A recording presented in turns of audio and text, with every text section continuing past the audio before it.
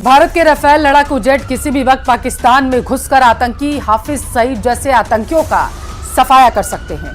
पाकिस्तान को जब से पता चला कि लश्कर ए तैयबा, जैश ए मोहम्मद जैसे आतंकी गुटों के अड्डे पर भारत भयानक हमला करने जा रहा है, उसके बाद से पूरे पाकिस्तान में कोहराम मच गया। अगले 24 घंटे में किसी भी वक्त पाकिस्तान के खिलाफ ऑपरेशन हो सकता है।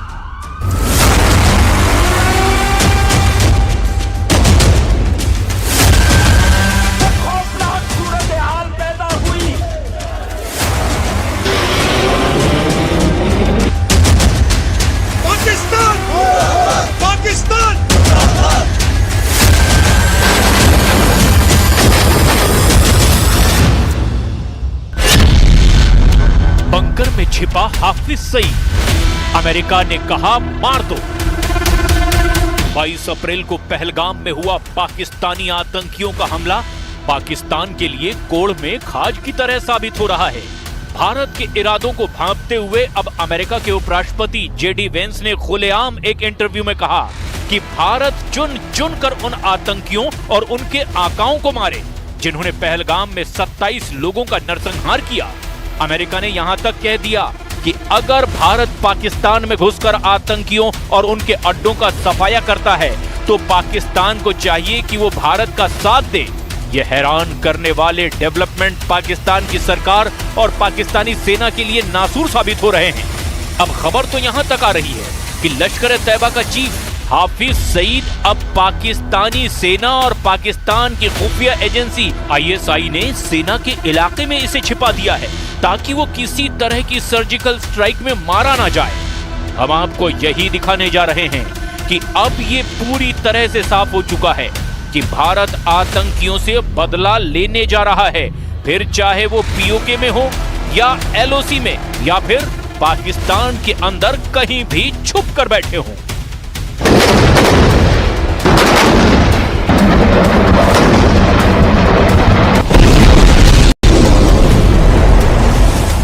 बेशक पहलगाम हमले की जिम्मेदारी TRF ने ली हो, लेकिन इस हमले का पूरा प्लान पाकिस्तान में लश्कर के हेडक्वार्टर में बनाया गया।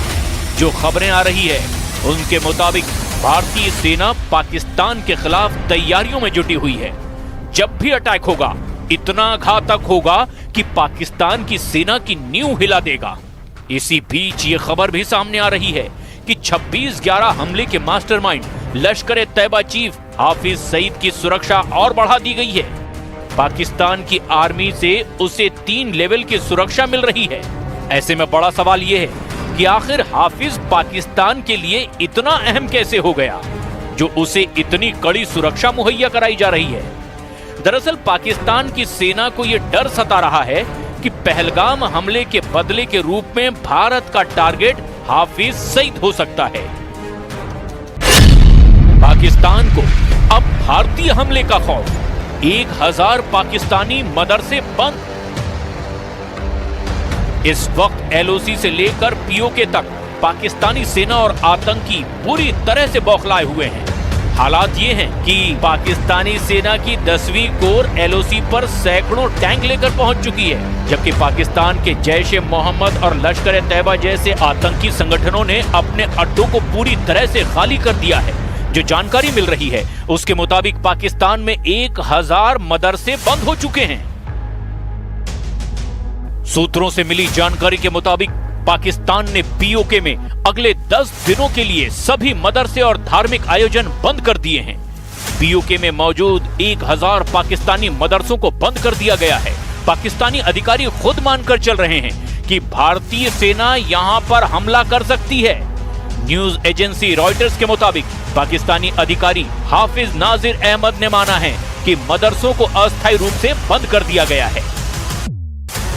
हाफिज सईद अक्सर पाकिस्तान में खुलेआम भीड़ के बीच अपने काफिले के साथ निकलता था। उसको पाकिस्तान की सेना और खुफिया एजेंसियां सुरक्षा देती हैं, लेकिन उन्हें पता था कि पहलगाम हमले के बाद हालात ऐसे होंगे कि किसी तरह की सुरक्षा काम नहीं आएगी। लिहाजा हाफिज सईद को अब आर्मी अफसरों की कॉलोनी में छिपा दिया गया है। हाफिज सईद को पाक आर्मी ने 3 बुलेट प्रूफ गाड़ियां दी हैं। हाफिज सईद की गाड़ी का ड्राइवर भी पाक आर्मी का रिटायर एसएसजी पैरा कमांडो है। हाफिज का ड्राइवर शॉटगन और AK-47 और किटी पिस्तौल से पूरी तरह लैस है। लश्कर के ट्रेंड आतंकी कोड वर्ड में हाफिज सईद को तायाजी कहते हैं। वो ये न समझ ले कि हमारे 27 नागरिकों का जान लेकर ये लड़ाई जीते हो। मैं सभी आतंक फैलाने वालों को कहना चाहता हूं कि लड़ाई का अंत नहीं है, एक मकाम है। हर व्यक्ति को चुन चुन कर जवाब भी मिलेगा, जवाब भी लिया जाएगा।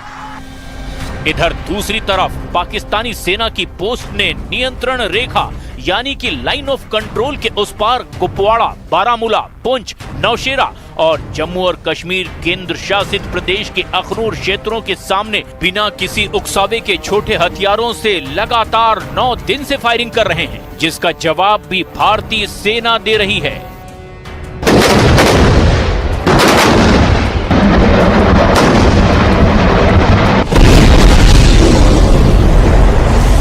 इधर दूसरी तरफ पहलगाम में जांच एजेंसियां अपनी पूरी क्षमता से इस आतंकी हमले की जांच में जुटी हुई है।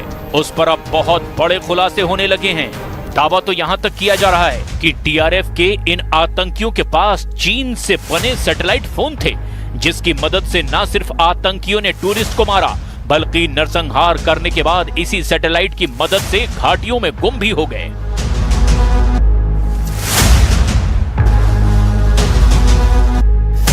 पहलगाम में हुए आतंकी हमले की जांच में कई खुलासे हुए हैं। NIA की जांच टीम इस बात पर ध्यान दे रही है कि आतंकी घाटी में कैसे घुसे और कैसे वहां से निकले भी। वो ये भी पता लगाने की कोशिश कर रहे हैं कि आतंकियों की किसने मदद की। NIA सूत्रों के मुताबिक आतंकी पहलगाम में हमला करने के लिए ड्रोन से हमले की रणनीति बना रहे थे, लेकिन वहां पर बड़ी संख्या में स्थानीय लोगों की मौजूदगी थी और इसी वजह से ड्रोन से हमला करने की रणनीति को टाल दिया गया और फिर सैटेलाइट फोन का आतंकी लगातार इस्तेमाल करते रहे। इसके अलावा भी सुरक्षित बचे लोगों और चश्मदीदों की गवाही ली जा रही है। कई बयान दर्ज किए गए हैं। सूत्रों के मुताबिक NIA की टीम कुछ स्थानीय फोटोग्राफरों से भी पूछताछ कर रही है। उनके पास या उनके फोन में जो भी वीडियो या फोटोग्राफ हैं, उनको भी जुटाने का काम किया जा रहा है। पहलगाम आतंकी हमले की प्लानिंग पाकिस्तान में बैठे आतंकी संगठन लश्कर-ए-तैयबा के आकाओं ने की। कश्मीर के बैसरन घाटी में खून खराबे के लिए उन्हें पाकिस्तान में ट्रेनिंग दी गई। जांच से पता चला कि आतंकवादी कोकरनाग के जंगलों में 20 से 22 घंटे पैदल चलकर आए थे।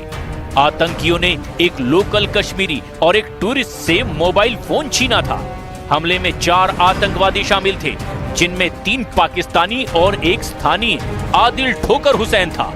NIA के अधिकारी फॉरेंसिक एक्सपर्ट्स की मदद से पूरे बैसरन घाटी में सुरंग ढूंढ रहे हैं। जांच में पता चला कि आतंकियों ने AK-47 और M4 राइफल से गोली